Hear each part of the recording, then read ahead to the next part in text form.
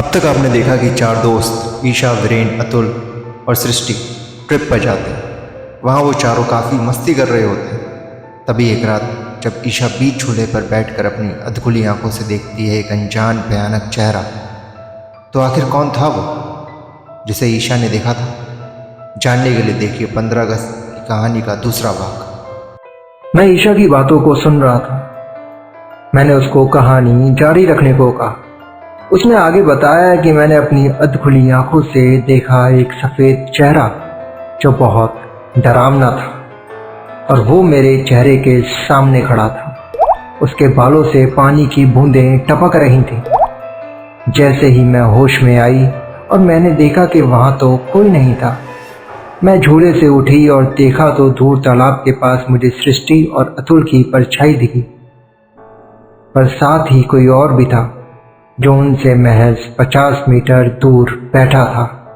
मैंने ईशा की बातों को बीच में काटते हुए बोला कि जब तुम आई थी तब तुमने बताया था कि वहां 4 लोग थे और तालाब के पास तुम्हें 3 लोग दिखे, तो आखिर तीसरा इंसान कौन था? आदमी नहीं, औरत। ईशा की आवाज में एक डर था। उसने आगे बताया वो शायद एक औरत थी या शायद नहीं भी थी। मुझे इतनी देर रात में दिख नहीं रहा था। मैं वहां से अपने रूम में गई। वहां वीरेन अपने लैपटॉप पर लगा हुआ था और वो गुस्से में अपने फोन को देख रहा था। मैंने उससे पूछा क्या हुआ। उसने कहा कि देखो ना, यहाँ सिग्नल्स नहीं है और ऊपर से ये लैपटॉप भी हैंग हो गया है। शायद ये भी कह रहा हो यू नीड रेस्ट। क्यों ना हम भी लेक साइड चले, सृष्टि और अतुल भी वही हैं। वीरेन भी ईशा को सृष्टि के साथ जाने के लिए कहता है और वो दोनों भी पानी में चले जाते हैं। तभी सृष्टि ईशा के साथ मजाक करना शुरू कर देती है और पानी फेंकने लगती है। बदले में ईशा उसको ऐसा करने से रोकती है और इसी समय वो सृष्टि को धक्का दे देती है। सृष्टि पानी में गिर जाती है और जब काफी देर तक वो पानी से बाहर नहीं निकलती तो ईशा उसको आवाज देती है, सृष्टि, सृष्टि यार मजाक मत कर, यार बाहर आ जा, ये पानी भी बहुत ठंडा है, चल बाहर चलते हैं। मैं ये सब बातें बहुत ध्यान से सुन रहा था। ईशा आगे बोलती है कि अचानक उसको अपने पैरों के नीचे कुछ महसूस होता है, जैसे किसी ने उसके पैर पकड़ रखे हैं और उसके काफी खुरदरे हाथ थे और ईशा खुद को छुड़ाने की कोशिश करती है, जिससे वो पकड़ और भी ज्यादा मजबूत हो जाती है।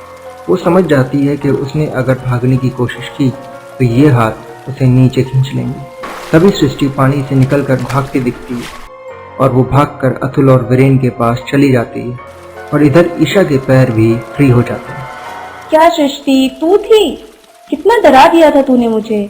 क्या हुआ, इतना क्या बोल रही है? थोड़ा सा मजाक ही तो किया था, इसमें इतना क्या हो गया? ईशा को सृष्टि का तरीका बड़ा अजीब लगा कि उसने ऐसा क्यों कहा। इसके बाद वो सारे अपने रिसोर्ट के लिविंग रूम में आते हैं, जहां वो अपनी जिंदगी की बातें करते हैं। कुछ टाइम बाद सारे अपने कमरे में चले जाते हैं। आधी रात को ईशा के दरवाजे पर एक दस्तक होती है और ईशा जब दरवाजा खोलती है तो उसके सामने सृष्टि खड़ी होती है और वो भी एक अजीब मुस्कुराहट के साथ। उसकी बॉडी बिल्कुल भीगी हुई थी और चारों तरफ घर में कीचड़ फैला होता है। सृष्टि ईशा से कहती है, चलना ईशा, लेक के पास चलते हैं, बहुत मजा आएगा। सृष्टि इतनी रात हो गई है, सो जा जाके, और ये भीगी हुई क्यों है तू? सृष्टि बिना कुछ कहे वहां से चली जाती है और ईशा फिर से अपने बेड पर आ जाती है कि अचानक से उसकी नज़र खिड़की पर जाती है, जहां से लेक का रास्ता साफ दिखाई देता है। ईशा को वहां सृष्टि जाती दिखती है। वो हड़बड़ा के उठती है और वीरेन को भी उठाती है और वो दोनों कमरे से बाहर निकलते हैं और वहां अतुल भी अपनी आंख मसलता हुआ आता है और कहता है, सृष्टि कहाँ है ईशा? कहीं देखा तुमने उसे? वो अपने कमरे में भी नहीं है। ये क्या है? इतना पानी और कीचड़ कहाँ से आया? अरे वो छोड़ो यार, मेरे बिस्तर पे भी पानी गिरा हुआ है और हर तरफ गीला हो रखा है। मैंने अभी सृष्टि को जाते देखा है लेक साइड पे, चलो पहले उसे देखते हैं। तीनों जब लेक साइड जाते हैं और बहुत आवाज देने के बाद भी सृष्टि जब वहां नहीं दिखती तो वो तीनों परेशान हो जाते हैं। ईशा पानी में जाने का फैसला करती है, पर वहां भी देखने के बाद कोई नहीं दिखता। अचानक वहां एक इंसानी लाश तैरती दिखती है, पर जब उस लाश को ध्यान से देखा तो वो सृष्टि की लाश थी। तीनों दोस्त फूट फूट कर रोने लगते हैं और अतुल अपना मानसिक संतुलन खो देता है, मानो पागल सा हो जाता है। ये क्या हो गया सृष्टि तुम्हें? ईशा, वीरेन, हॉस्पिटल चलो यार, इसको कुछ नहीं हुआ है, ठीक है ये। सृष्टि, सृष्टि उठो, उठो ना, बस बहुत हुआ, अब लड़ाई नहीं करूँगा, जग जाओ ना प्लीज़। अतुल खुद को संभाल, अभी हम कार से हॉस्पिटल चलते हैं, फिर देखते हैं आगे क्या करना है। हम तीनों सृष्टि की बॉडी लेकर कार की तरफ जाते हैं। वहाँ जाके हमें पता चलता है कि उनकी कार तो स्टार्ट ही नहीं हो रही थी। अतुल को संभालना बहुत मुश्किल हो रहा था। मैंने और वीरेन ने किसी तरह उसको समझाया और कमरे में ले आए और उसको सुला दिया। ये सब इतनी जल्दी हुआ था कि हमें समझ नहीं आ रहा था कि क्या करें। हम दोनों की भी बैठे बैठे कब आंख लग गई पता ही नहीं चला। सृष्टि की लाश अभी भी हॉल में पड़ी थी। अगली सुबह हमारी नींद खुल गई। हमें ऐसा लगा कि कोई हॉल में बातें कर रहा है। हम दोनों हॉल में गए। वहाँ जाने के बाद हमारे होश उड़ गए। सामने सृष्टि और अतुल एक दूसरे से बातें कर रहे थे और साथ में ब्रेकफास्ट भी चल रहा था। इतने में अतुल हंसते हुए कहता है, अरे सॉरी यार ईशा, वीरेन, सृष्टि ने मुझसे कहा था ये सब करने के लिए। उसने कहा काफी टाइम से कोई एडवेंचर भी नहीं हो रहा है और अभी मैं ब्रेकफास्ट भी बना के आया। तुम लोग बहुत गहरी नींद में थे, इसलिए हम लोगों ने डिस्टर्ब नहीं किया। हम दोनों को ही अपनी आंखों पर विश्वास नहीं हो रहा था कि आखिर ये कैसे मुमकिन है कि सृष्टि जिंदा है। पर हमने उन्हें ऐसे ही दिखाया कि हमें उनकी बातों पर पूरा यकीन है। सृष्टि, अतुल पूरे दिन हमसे सॉरी कह रहे थे पर मेरा मन नहीं मान रहा था। हम दोनों ने देखा कि घर बिल्कुल नॉर्मल था, कोई कीचड़ नहीं, कार भी ठीक थी और हम चारों ने साथ बैठकर खाना भी खाया था। उन पे शक करने का कोई सवाल नहीं था। मैंने वीरेन से कहा कि मुझे कुछ ठीक नहीं लग रहा, तो वीरेन ने जवाब दिया कि शायद ये सब सच बोल रहे थे और सच में उन्होंने हमसे मजाक किया था। पर अब अगर कुछ भी ऐसा वैसा हुआ तो हम निकल जाएंगे, चाहे फिर इन दोनों को यहीं छोड़कर क्यों न जाना पड़े। मैं भी बहुत हद तक मान गई थी, पर कहीं ना कहीं मेरा मन अभी भी शक में था। और किसी तरह दिन गुजरा और शाम आई। आज की शाम में कुछ अलग बात थी। आसमान आज लाल हो रहा था। फिर से हमारे फोन में नेटवर्क नहीं था, न ही लैपटॉप काम कर रहा था और वीरेन फिर से उसी तरह गुस्से में था और अपने फोन को पटक रहा था। मैंने सोचा तब तक मैं अतुल के कमरे में देख के आऊं कि वो क्या कर रहा है। जब मैं उसके कमरे में पहुंची तो मेरी चीख निकल गई और मैंने देखा कि अतुल की लाश उसके बेड पे पड़ी थी। मुझे मेरी आंखों पर विश्वास नहीं हो रहा था। मैंने आसपास देखा तो वहां सृष्टि नहीं दिखी। मैं भाग के वीरेन को बुलाने गई और वीरेन जब कमरे में आया उसके भी होश उड़ गए। सामने उसने अतुल को मरा पाया। उसके चारों तरफ तालाब की कीचड़ और काई थी और बहुत ज्यादा बदबू आ रही थी, जैसे वो रात में ही मरा हो। हम भाग के मेन गेट के पास गए। वहां हमने देखा कि कार फिर से बंद पड़ी है और टायर भी पंचर हो रखा है। वीरेन ये सब देखकर अपना आपा खोने लगा। हम दोनों को ही समझ नहीं आ रहा था कि क्या करें। हम दोनों मानो पागल से हो चुके थे। मैंने वीरेन से पूछा सृष्टि कहाँ है। वीरेन ने मुझसे कहा भाड़ में जाए सृष्टि, अभी बस हमें यहाँ से निकलना है, शायद उसी ने अतुल को मारा है।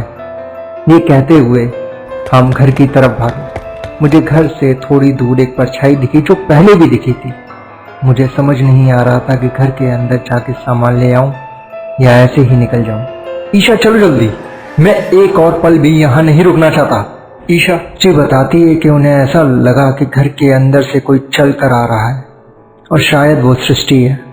इतने में सृष्टि वहां आ गई और वो सर से पांव तक भीगी और कीचड़ में लिपटी हुई थी। वो कहती है, वीरेन, ईशा चलो ना, अब सब कुछ ठीक हो जाएगा।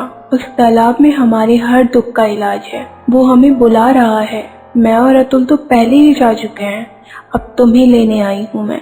ईशा कहती है कि मैंने देखा कि सृष्टि की आंखें बिल्कुल चमक रही थी और चेहरा डरावनी मुस्कान के साथ और भी ज्यादा चमक रहा था। अगले पल ही वीरेन उसके साथ हाथ पकड़कर जाने लगता है। मैं वहीं डरी सहमी खड़ी रहती हूँ। वो कुछ ही सेकंड्स में आंखों से ओझल हो जाते हैं। मैं किसी तरह भाग पाने में कामयाब हो जाती हूँ और जब मैं कुछ दूर आई तो बेहोश हो गई और मेरी आंख सीधा हॉस्पिटल में खुली। बस मुझे इतना ही पता था। मैंने सारी बातों की पड़ताल शुरू की। जिसमें मुझे पता चला कि सृष्टि ने जिस दोस्त का जिक्र किया था उसके रिसोर्ट में ये लोग कभी गए ही नहीं, और ना ही किसी पड़ोसी ने इन्हें वहां देखा था रिसोर्ट में जाते हुए। मतलब साफ था कि सृष्टि ने इन लोगों के साथ गलत घर में एंट्री ले ली थी। ईशा के बताए पते पर जब मैं गया तो वहां भी ऐसा कोई रिसोर्ट नहीं था। कुछ दिनों की ट्रीटमेंट के बाद ईशा को घर भेज दिया गया। उसके डिस्चार्ज होने के बाद मेरा सारा शक ईशा पर था, क्योंकि उसके अलावा बाकी सबकी लाशें बरामद हो गई थी, अतुल, सृष्टि और वीरेन की। अभी मैं इसी उलझन में था कि एक हवलदार अचानक आकर मुझसे कहता है कि 2 बड़ी बातें पता चली हैं सर पोस्टमार्टम में। पोस्टमार्टम के हिसाब से सृष्टि की मौत पहले हुई थी, पर वीरेन और अतुल की बॉडी पर गला दबाने और दिल निकालने की जोर जबरदस्ती में सृष्टि का डीएनए इनकी बॉडी पर रह गया था। साथ ही ईशा भी अपने ही घर के बाथरूम में मरी मिली है। मैं समझ चुका था कि ये किस्सा किसी साधारण किस्से से कहीं ज्यादा था और एक मुर्दा लड़की को हम किसी तरह भी इन मौतों का जिम्मेदार नहीं ठहरा सकते थे।